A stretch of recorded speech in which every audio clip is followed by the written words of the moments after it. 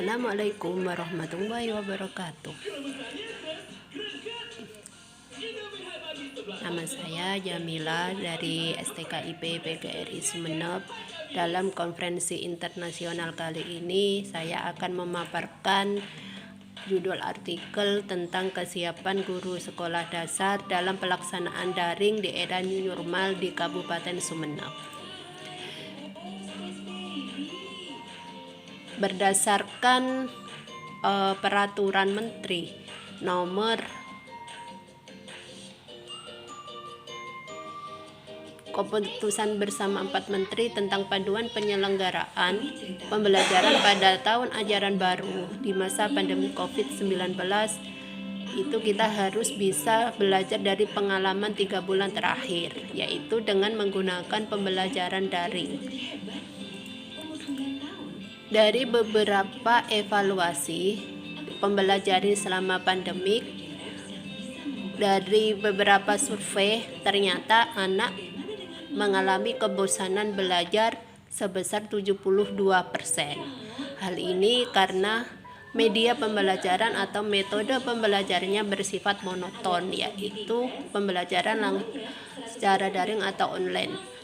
Karena anak dari beberapa survei, anak lebih suka berinteraksi dengan teman-temannya. Anak lebih suka dengan metode pembelajaran dengan tatap muka atau luring. Sehingga dari materi yang diajarkan oleh guru melalui daring kurang bisa dimengerti oleh anak-anak. Untuk era kenormalan baru kali ini adalah bagaimana pendidik bisa mempersiapkan metode dan media pembelajaran sehingga evaluasi dari era pembelajaran di masa pandemik bisa diatasi. Sebelumnya, hambatan-hambatan selain yang dialami oleh siswa, hambatan juga sering dialami oleh guru dan kepala sekolah selama pelaksanaan kebijakan belajar dari rumah. Salah satunya adalah sarana prasarana, ya. Sarana prasarana termasuk di dalamnya adalah kuota internet.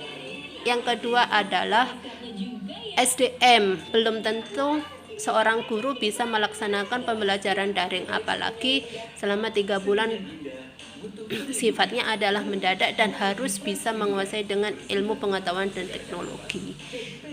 Dari beberapa hambatan tersebut, salah satu faktor yang membuat siswa bisa menjalankan pembelajaran daring adalah dukungan orang tua.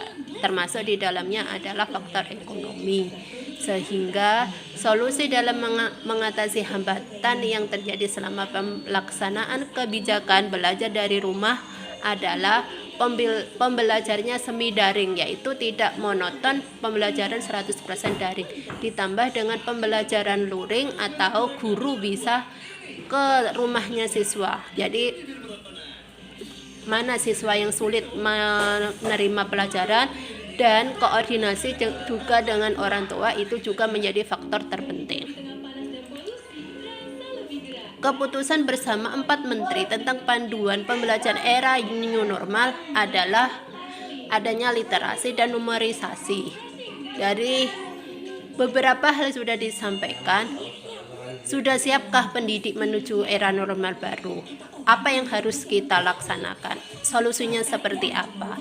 Jadi di sini ada beberapa hal yang bisa dilakukan oleh seorang guru membangun era kenormalan baru adalah dengan bangun percakapan dengan murid. Meskipun melalui pembelajaran online atau daring, kita harus bisa berkomunikasi dengan murid-murid kita. Apakah mereka sudah siap?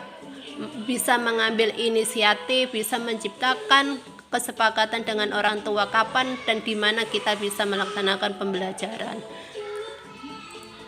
Perbedaannya adalah di era kenormalan baru atau selama masa COVID itu kita harus bisa mengetahui fokus kompetensi yang relevan dalam materi yang akan kita ajarkan nanti.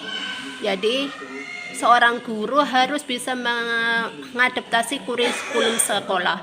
Kurikulum harus direlaksasi, tidak semuanya harus bisa dilaksanakan. Bagaimana kompetensi inti dan kompetensi dasar itu harus tetap melaksanakan terhadap acuan kompetensi. Penilaian pembelajaran bisa melalui Google Form, bisa melalui tugas proyek, bagaimana kolaborasi guru dengan non tua, strategi pembelajaran yang diterapkan oleh pendidik di masa era new normal.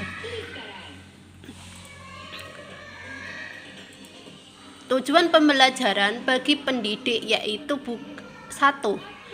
Anak memperoleh kesempatan belajar yang berkualitas. 2.